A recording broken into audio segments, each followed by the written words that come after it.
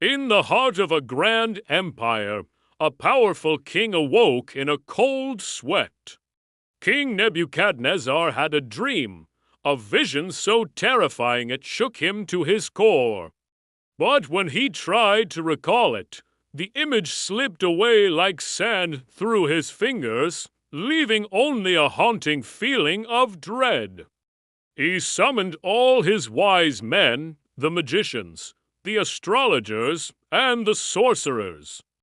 He stood before them, his eyes blazing with a mixture of fear and fury. "I have had a dream," he declared, "and my spirit is troubled to know the dream.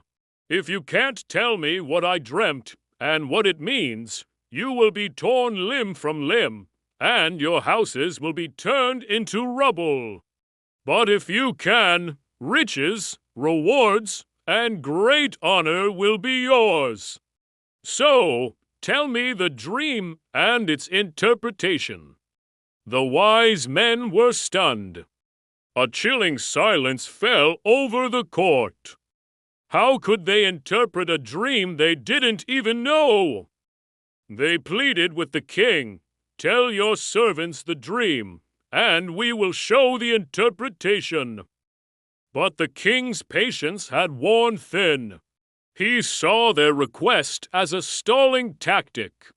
His anger erupted. "I know you're trying to buy time. You see that my decision is firm. If you don't tell me the dream, there is only one decree for you. You have conspired to tell me lying and corrupt words until the time has changed. Therefore, tell me the dream, and I will know that you can show me its interpretation." The wise men, trembling, replied, "There is not a man on earth who can do what the king asks.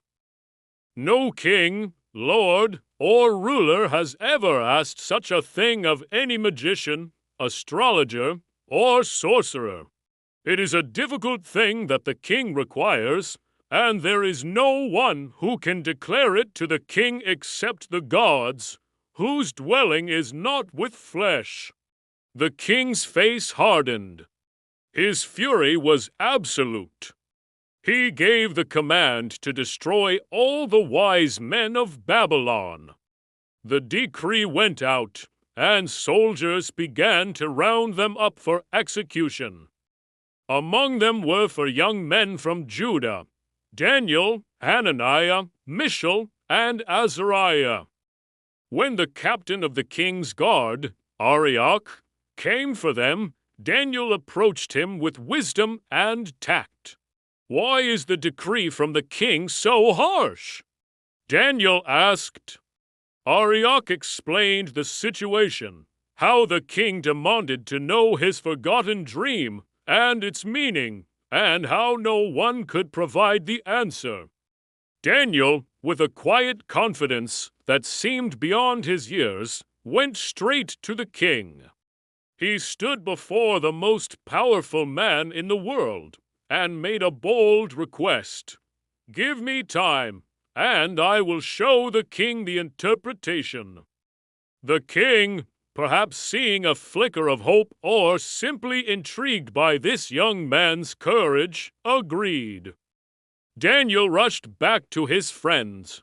He told them everything the king's impossible demand, the death sentence hanging over all the wise men, and the small window of time he had been granted. He urged them, "We must pray. We must ask for mercy from the God of heaven concerning this secret, so that we will not perish with the rest of the wise men of Babylon." That night, the friends prayed with all their hearts. They placed their lives and their trust in God's hands. And in the stillness of the night, while Daniel slept, the secret was revealed to him in a vision. The forgotten dream and its profound meaning became as clear as day. Daniel was overwhelmed with gratitude. He praised God, saying, Blessed be the name of God forever and ever, for wisdom and might are his. He changes the times and the seasons. He removes kings and raises up kings. He gives wisdom to the wise and knowledge to those who have understanding. He reveals deep and secret things. He knows what is in the darkness, and light dwells with him. I thank you and praise you, O God of my fathers. You have given me wisdom and might, and have now made known to me what we asked of you, for you have made known to us the king's demand. With this divine knowledge, Daniel went to Arioch, the captain who was appointed to execute the wise men. Do not destroy the wise men of Babylon, Daniel said. Take me to the king, and I will tell him the interpretation of his dream. Arioch, amazed, quickly brought Daniel before Nebuchadnezzar. The king looked at the young man standing before him. Are you able to make known to me the dream which I have seen, and its interpretation? Daniel answered, his voice steady and clear. The secret which the king has demanded, the wise men, the astrologers, the magicians, and the soothsayers cannot declare to the king. But there is a God in heaven who reveals secrets, and he has made known to King Nebuchadnezzar what will be in the latter days. Daniel made it clear that this wisdom was not his own. It was a gift from God, not to glorify Daniel, but to give the king the answers he so desperately sought. As for you, O king, Daniel continued, thoughts came to your mind while on your bed about what would come to pass after this. And he who reveals secrets has made known to you what will be. But as for me, this secret has not been revealed to me, because I have more wisdom than anyone living, but for our sakes, who make known the interpretation to the king, and that you may know the thoughts of your heart. You, O king, were watching, and behold, a great image. This great image, whose splendor was excellent, stood before you, and its form was awesome. This image's head was of fine gold, its chest and arms of silver, its belly and thighs of bronze, its legs of iron, and its feet partly of iron and partly of clay. You watched while a stone was cut out without hands, which struck the image on its feet of iron and clay, and broke them in pieces.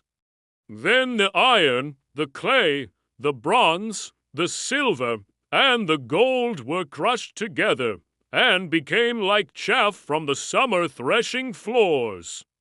The wind carried them away so that no trace of them was found. And the stone that struck the image became a great mountain and filled the whole earth. A look of recognition dawned on the king's face. This was it. This was the terrifying, magnificent vision that had vanished from his memory.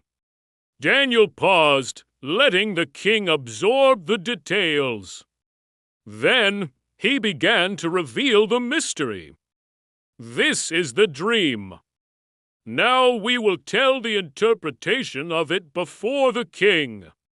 You, O king, are a king of kings. For the God of heaven has given you a kingdom, power, strength, and glory. You are this head of gold. But after you shall rise another kingdom, inferior to yours, the chest and arms of silver. Then another, a third kingdom of bronze, which shall rule over all the earth. And the fourth kingdom shall be as strong as iron. Just as iron breaks in pieces and shatters everything, it will break and crush all the others. And just as you saw the feet and toes, partly of potter's clay and partly of iron, the kingdom shall be divided. It will have some of the strength of iron, but it will also be a brittle, broken kingdom. They will mingle with the seed of men, but they will not adhere to one another, just as iron does not mix with clay. Daniel's voice grew stronger, filled with prophetic power as he reached the climax of the interpretation. And in the days of these kings, the God of heaven will set up a kingdom which shall never be destroyed. It shall not be left to other people. It shall break in pieces and consume all these kingdoms, and it shall stand forever. This is the meaning of the stone you saw, cut out of the mountain without hands, that broke in pieces the iron, the bronze, the clay, the silver, and the gold. The great God has made known to the king what will come to pass after this. The dream is certain, and its interpretation is sure. King Nebuchadnezzar was utterly overwhelmed. He fell on his face, prostrate before Daniel. He commanded that they should present an offering and incense to him. The king declared to Daniel, "Truly your God is the God of gods, the Lord of kings, and a revealer of secrets, since you could reveal this secret." The king promoted Daniel, gave him many great gifts, and made him ruler over the whole province of Babylon, and chief of the administrators over all the wise men. At Daniel's request, the king also appointed his friends Shadrach, Meshach, and Abednego to positions of power. But Daniel remained in the king's court, a humble servant who had shown a powerful monarch that true wisdom and power come not from man, but from God alone. And so, a forgotten dream saved the lives of many and revealed a plan that would stretch across all of history. Thank you for watching. If you were moved by this story, please like, share, and subscribe for more content that explores the depths of faith and history.